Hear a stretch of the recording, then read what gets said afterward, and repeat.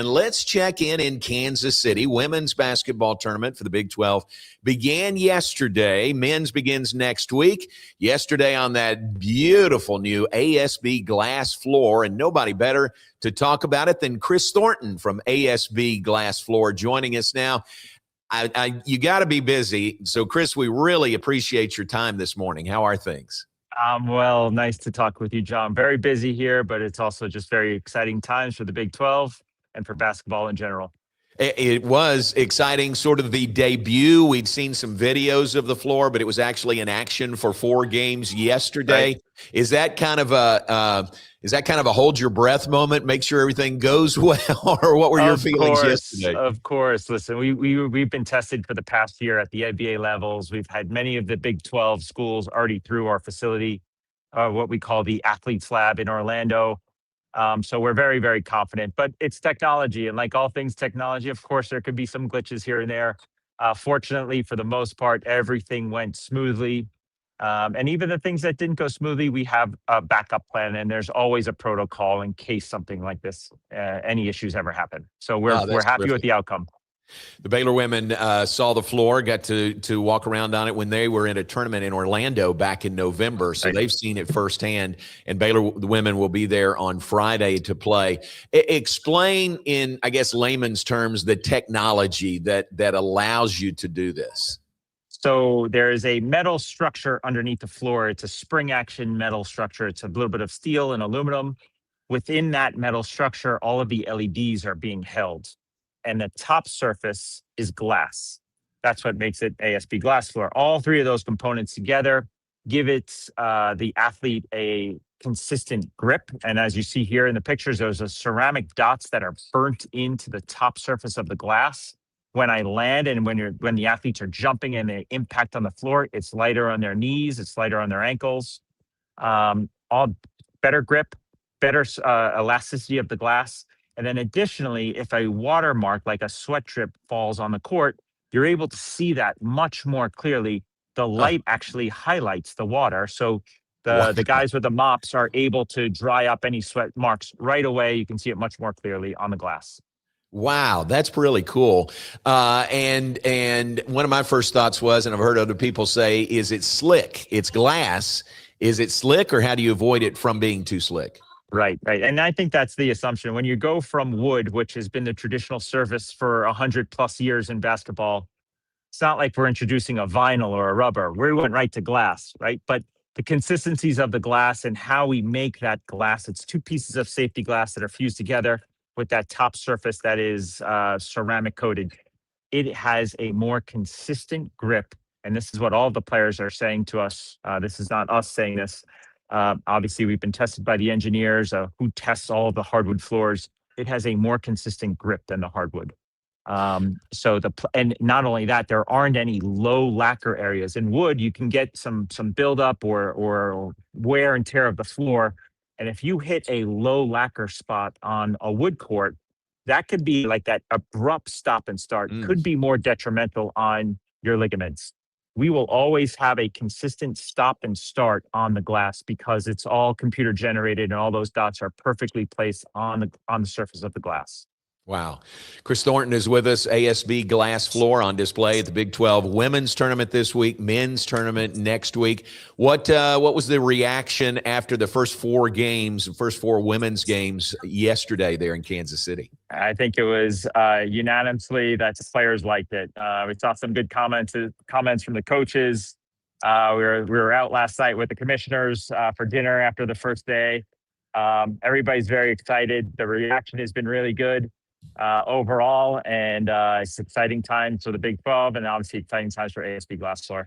Yeah, I think it's so cool. I mean, it's got Brett Yormark's fingerprints all over it, something like this, so innovative. Right. And this has been used before overseas, is that right? Is this the first U.S. application? That's right. So we have been installed in Telecom Arena in Athens, Greece. This is the 2nd year. That's where Panathinaikos plays. Okay. They're one of the top teams in the EuroLeague. Additionally, in BMW Park, that's in Munich, where FC Bayern plays. This is their 2nd season on the glass.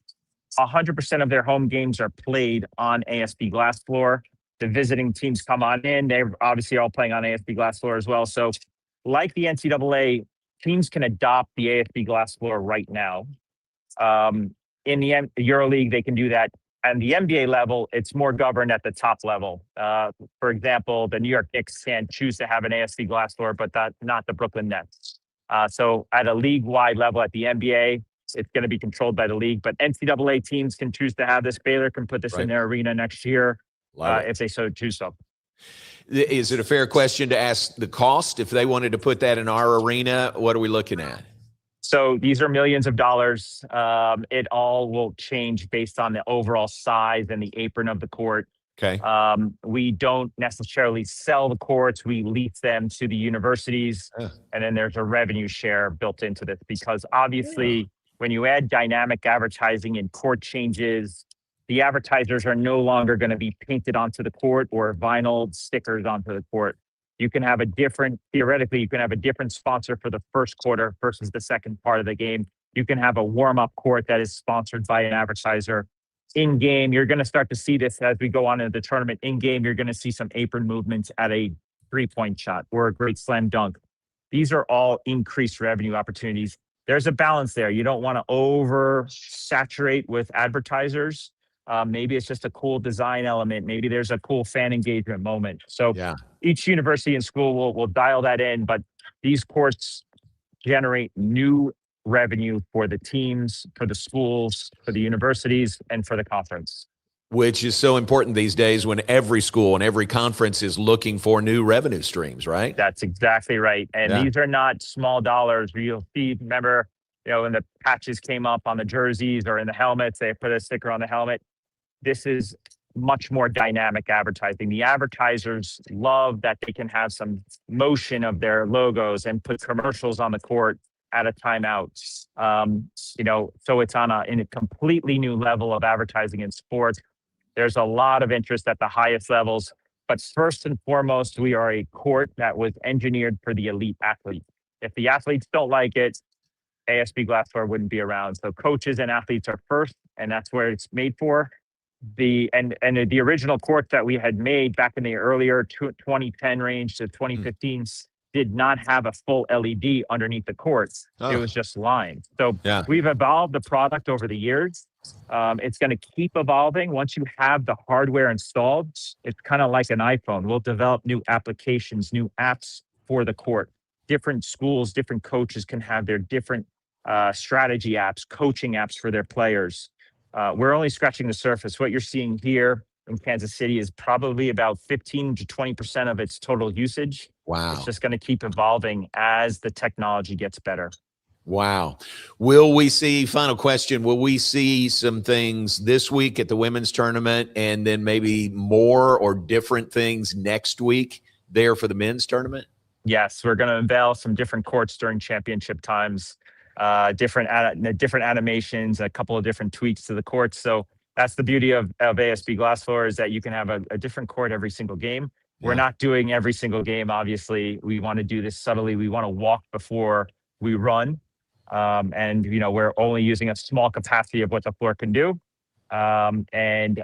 Speaking with the commissioners and the conference overall, they're very, very happy so far with the output, and we'll keep evolving and we'll keep listening to the fans and to the players and to the coaches, and we'll just keep getting better at this every single season.